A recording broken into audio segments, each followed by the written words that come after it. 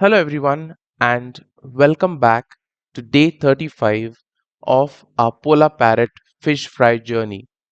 Today's update is full of excitement, learning, and a little drama. We've observed something very important. The mother polar parrot fish started chasing the fry. Now, this is natural behavior that often signals that she may be ready to spawn again. To keep the fry safe and to give the parents their own space, we have now separated both the male and female from the fry tank.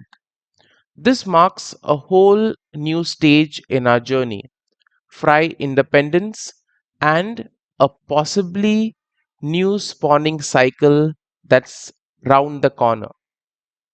So let's begin today by taking a look at the growth update of the fry.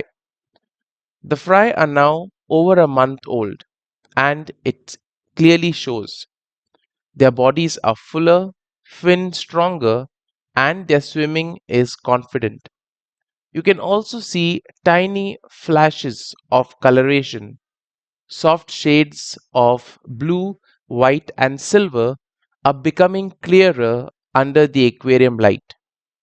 Now, without the parents in the tank, the fry are exploring freely and showing signs of independence. It's like children who've just started living without constant supervision. At first, it feels different, but soon they adapt and grow stronger. Now, do you think the fry will thrive better without the parents around? Or do you think that they would have benefited a bit more from parental presence? Do let us know that in the comments. Now, the big event today was the female chasing her fry. At first, this might seem aggressive or worrying, but it's actually a natural shift in behavior. Female polar parrot fish often start nudging, chasing, or even sometimes nipping fry when they are preparing for a new spawning cycle. This means that the pair may soon lay eggs again, restarting the beautiful cycle of life. And it's similar to when human parents decide that it's time to prepare for another child. Their attention shifts and they prepare themselves for a new beginning. And have you ever observed your fish showing signs of wanting to spawn again while the fry was still young? And if yes, what did you do? So do let me know that in the comments as well, because in this way we could share our data together and thus help others who may encounter the same situation in the future. Now, many would have the same question: why did we separate the fry from the parents? Well, firstly, to protect the fry, and this serves two purposes. First is the safety of the fry, and because separating the parents from the fry prevents the risk of injury or stress that is either caused by chasing or nipping.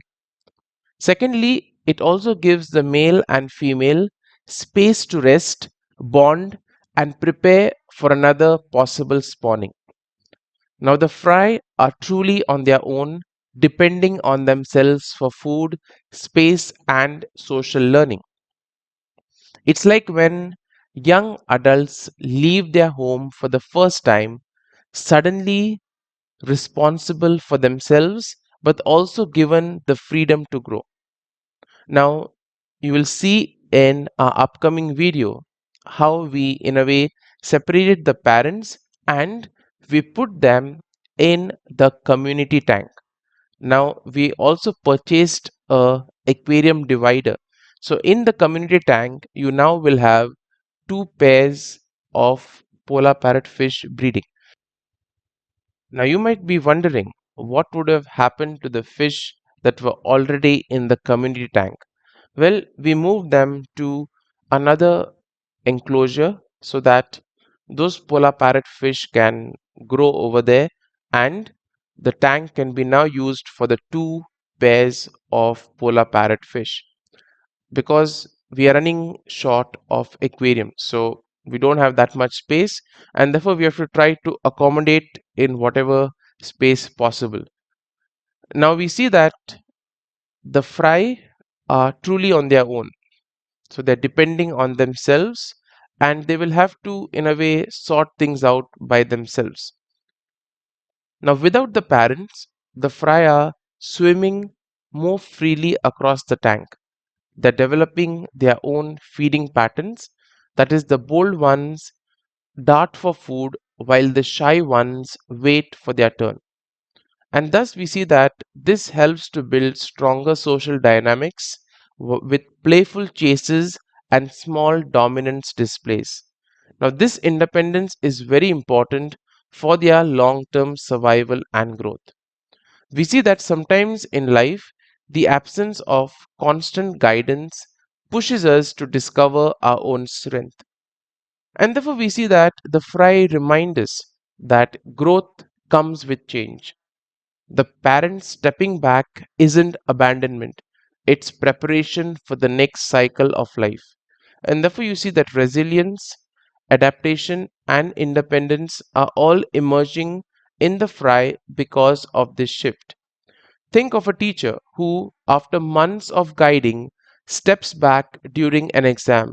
It's not neglect, it's trust that the student can now perform independently.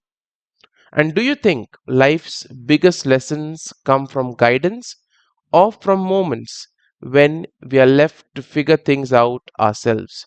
Well, drop that in the comments as well. Now, looking ahead, what can we expect? So, the fry will grow faster now that they are independent. Clearer colors and stronger personalities should emerge, and the adult pair may begin preparing for another spawning event very soon.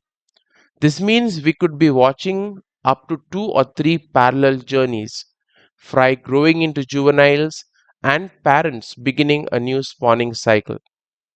So, as we close our day 35 update, let's pause to reflect. Firstly, we see that growth requires change. Sometimes protection means stepping away, and independence helps to build resilience. While nature's cycles are endless, life keeps renewing itself. And therefore, our polar parrotfish are now entering true independence, while the parents may soon bless us with another spawn. Every day is a reminder of life's resilience, adaptability, and beauty. So, thank you for joining me on day 35. Don't forget to like, share, and subscribe so you don't miss tomorrow's update, day 36, where we think new surprises will definitely await us. And also, you'll be interested in how the parents are preparing for the next spawn. So, do join us for the future updates as well.